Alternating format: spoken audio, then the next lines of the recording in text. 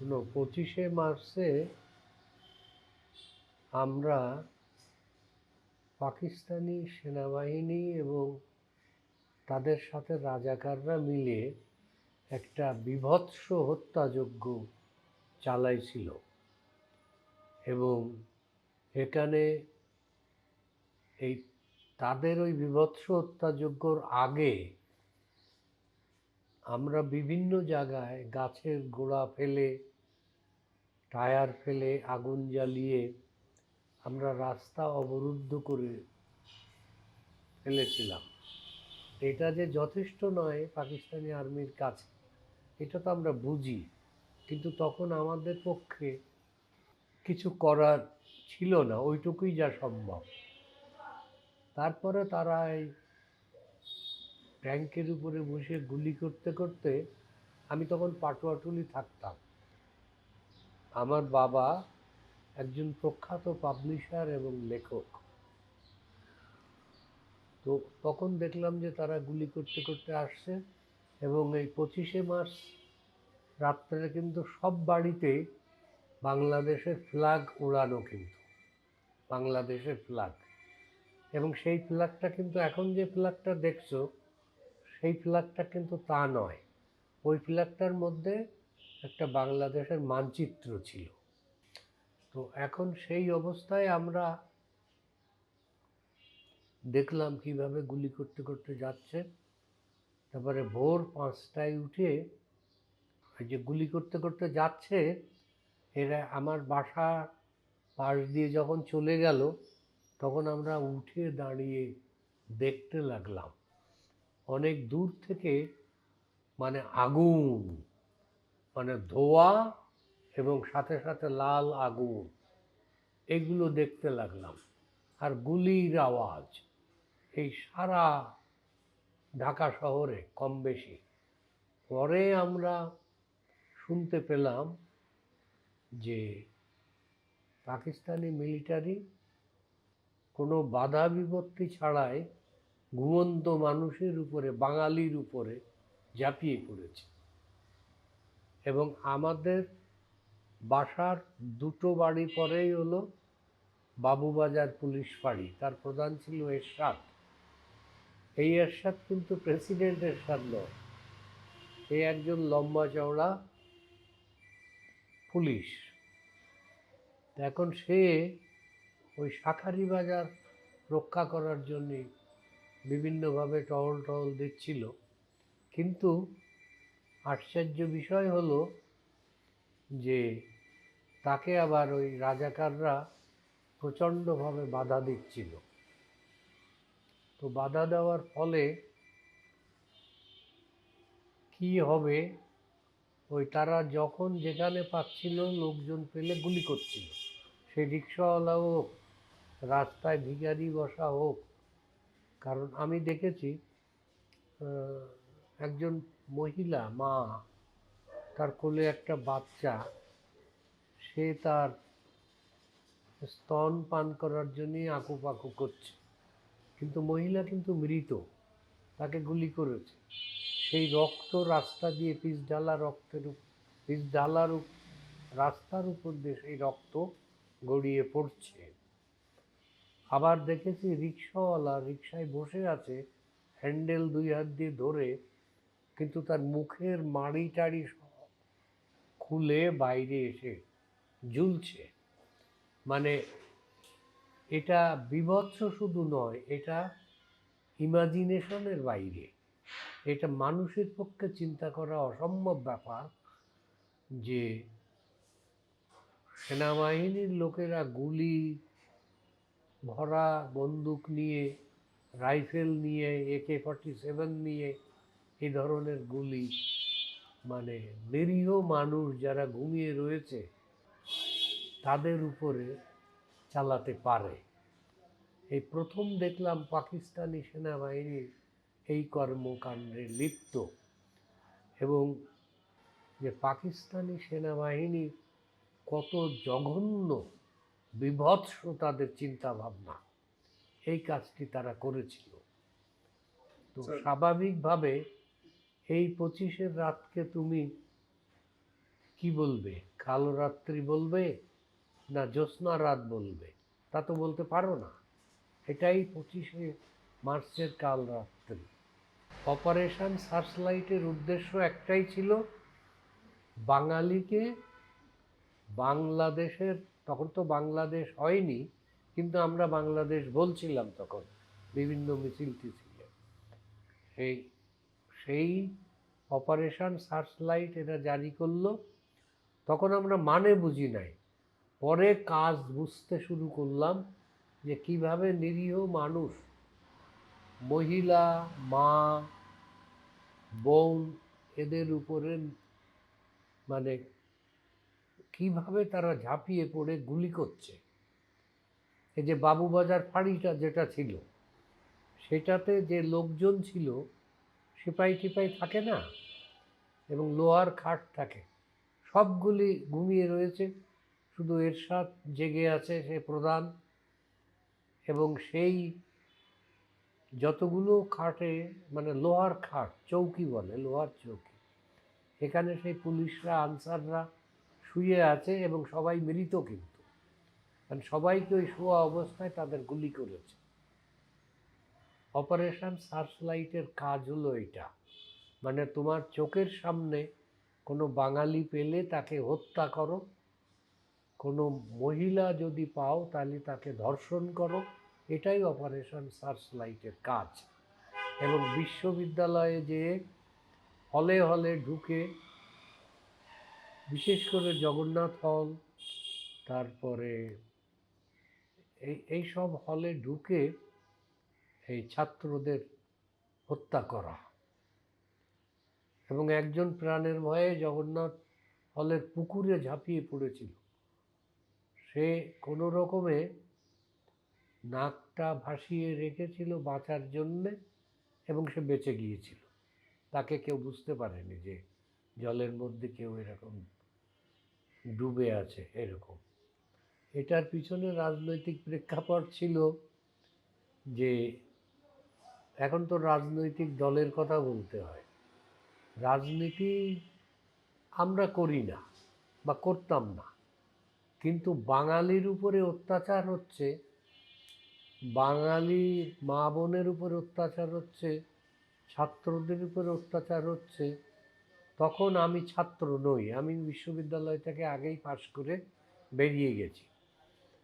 তো এই জিনিস তো সহ্য করা যায় না।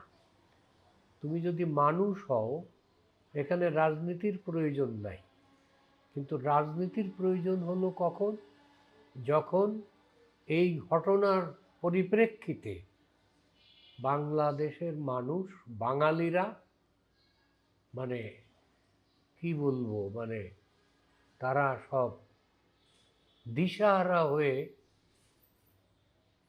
পড়ল, এবং তারা তাদেরকে কিছু একটা প্রতিরোধ করার চেষ্টা করলো, কিন্তু সেটা করতে পারেনি। 25শে মার্চ রাত্রে বিশ্ববিদ্যালয়ের বিভিন্ন হলে তারা ঢুকে নির্বিচারে গুলি চালিয়েছে এবং হত্যা করেছে। আর বিভিন্ন বাসায় ঢুকে মেরেছে। তা ঢাকা ইউনিভার্সিটির অধীনেই তো জগন্নাথ হল, আরও বিভিন্ন ছাত্র হল এবং মহিলাদের হল, এসব ছিল না, রোকে হল ছিল, এগুলিও ছিল। তো এগুলোতে মহিলারা বেশিরভাগ তার আগেই চলে গিয়েছিল, বেশিরভাগ মহিলারা। এবং এরা কত জঘন্য হতে পারে যে মহিলাদের পেলেই তারা উঠিয়ে নিত, এবং যে তখন মেয়েরা এই দুই পাশে বেনি ঝুলিয়ে, এটারে কলেজ বেনি না কি বলতো, সেই বেনি সহ টেনে তুলেছে। একটা চুল যদি তুমি উঠাতে যাও তাহলে কি যন্ত্রণা, ব্যথা অনুমান করতে পারো। সেখানে একটা বেনি ধরে চামড়া সহ উঠিয়ে এনেছে। কি নৃশংস, পাষণ্ড এবং অমানুষ হলে এই কাজটা করতে পারে।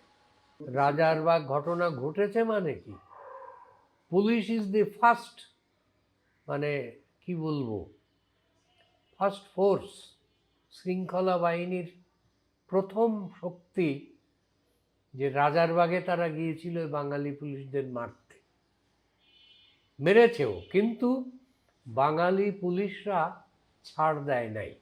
তারাও তাদের সম্ভবত তাদের মানে যতদূর তাদের ক্ষমতা, সেই ক্ষমতা নিয়ে তারা ফাইট করেছে। কিন্তু দুনালা বন্দুক, একনালা বন্দুক আর এদের অত্যাধুনিক অস্ত্র, এর সাথে তো বাঙালি পুলিশরা টিকে উঠতে পারেনি, সব মারা গেছে, সবাইকে তারা মেরে ফেলেছে। কিন্তু একথা মনে রাখতে হবে যে এই পুলিশ বাহিনী প্রথম সশস্ত্রভাবে তাদের উপরে প্রতিরোধ গড়ে তুলেছিল, এতে কোনো ভুল নাই। এবং ওখানে যারা শহীদ হয়েছিল সেটা ওই রাজারবাগে এখনো খোদাই করে নামগুলো লেখা আছে। এর যে ক্ষয়ক্ষতি এবং অমানবিক কর্মকাণ্ড, এটাকে তুমি ভাষায় বোঝাতে পারবো না আমি। এরকম কোনো ঘটনা যে ঘটতে পারে, মানুষ যে ঘটাতে পারে, সেটা পাকিস্তানি বাহিনীর কর্মকাণ্ড না দেখলে বোঝা সম্ভব নয়। সাধারণ মানুষের যেসব বাড়িতে তারা ঢুকতে পেরেছে সেখানে তো এগুলি হয়েছে কর্মকাণ্ড। আর বেশি হয়েছে যে বললাম আগেই, যে রাস্তাঘাটে যাকেই পেয়েছে তাদেরকে মেরেছে। ধরো বিল্ডিংয়ে দারোয়ান থাকে, খাকি পোশাক পরে একটা লাঠি নিয়ে থাকে, ওই লাঠিটা এই অত্যাধুনিক অস্ত্রের কাছে কিছুই না, এরা গুলিবিদ্ধ হয়ে মারা গেছে। একটা রাইট অ্যান্ড লেফট গুলি করেছে। এই ব্যাপারটা হয়েছে সেখানে, কারণ অপারেশন সার্চ লাইট, তার মানে এটা কার করা? এটা সম্ভবত ওই পাকিস্তানি একজন বড় মাপের সেনাবাহিনীর লোকের করা। এটা আন্তর্জাতিকভাবে এই প্রতিক্রিয়া বিভিন্ন দেশের কাগজে টাগজে বেরিয়েছে, লিখেছে, কিন্তু তখনও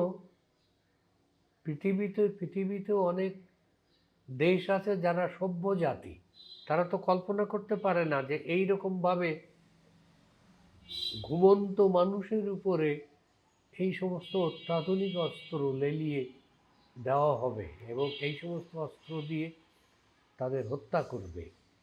তো কাজেই তারা সবাই অবাক হয়ে গেছে। এবং বিভিন্ন কাগজে তখনকার দিনে বিদেশি কাগজ পত্রিকা দেখলে সেটা জানা যায়। আমাদের দেশেও বেরিয়েছে পরের দিন, তবে সীমাবদ্ধতা ছিল, রাষ্ট্রীয়ভাবে নিয়ন্ত্রণ করার ব্যবস্থা ছিল। বাঙালিদের মধ্যে প্রতিরোধ ওইভাবে গড়ে উঠল যে, যেমন ধরো জয়দেবপুর থেকে আর্মি প্রোটেস্ট করলো, রাজারবাগ থেকে পুলিশরা প্রোটেস্ট করে শেষ হয়ে গেল। তারপরে সমগ্র বাঙালি ফুঁসে উঠল বলা যায়, ভালো বাংলায় বলতে গেলে ফুঁসে উঠল। এখন কথা হলো যে একটা অত্যাধুনিক অস্ত্র, সামরিক অস্ত্রের বিরুদ্ধে খালি হাতে তো কিছু করা যায় না। এইভাবেই জনগণ ক্ষিপ্ত হয়ে গেছে যে এইভাবে ঘুমন্ত, এটা মানে আশ্চর্য হয়ে গেছে বিদেশের সব সাংবাদিকরা যে ঘুমন্ত মানুষের উপর এইভাবে অস্ত্র চালানো, এটা তো শুধু অমানবিক নয়, এটা কোনো সভ্যতার মাপকাঠিতে এটা বিচার করা সম্ভব না। এটা সভ্যতা বহির্ভূত কাজ, এবং এই কাজটি পাকিস্তান ভালো জানে, করতে পারে, এখনো করছে।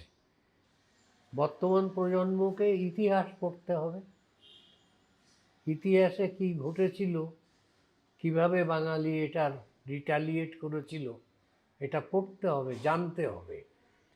তারা তো ইতিহাস না পড়লে জানতে পারবে না। সেই সময়কার দেশ বিদেশের কাগজ পত্রিকা পড়তে হবে, কারণ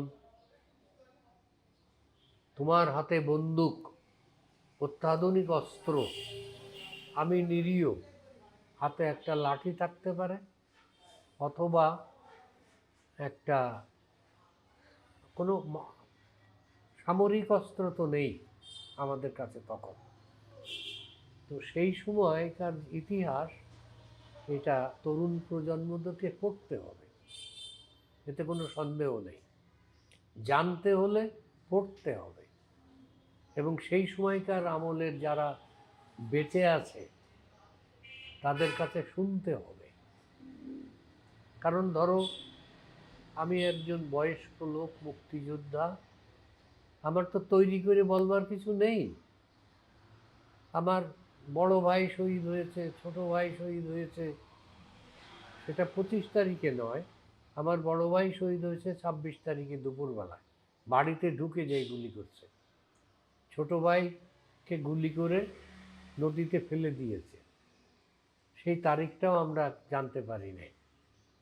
তো এখন ব্যাপার হলো কি, এই ইতিহাসগুলো যদি তরুণ প্রজন্মরা না জানে, না বুঝতে পারে, তাহলে তো হবে না। কারণ এই যে ইতিহাস, নিরীহ বাঙালিদের উপরে যে অত্যাচারের ইতিহাস, হত্যার ইতিহাস, এটা তো বুঝতে হবে কেন বাঙালিরা শেষ পর্যন্ত। এবং এর কারণ ছিল এই যে বাঙালিরা নিরঙ্কুশ সংখ্যাগরিষ্ঠ ভোটে জয়লাভ করেছিল, কিন্তু তাদেরকে ক্ষমতা দেওয়া হয় নাই। না, বরং কি হয়েছে, তাদেরকে লোভ দেখানো হয়েছে যে এই সামনেই হবে, সংসদ হবে, এই হবে, তা হবে বলে তারা অস্ত্র পাঠিয়েছে। অস্ত্র পাঠিয়ে সেই অস্ত্র ব্যবহার করেছে নিরীহ ঘুমন্ত বাঙালির উপরে।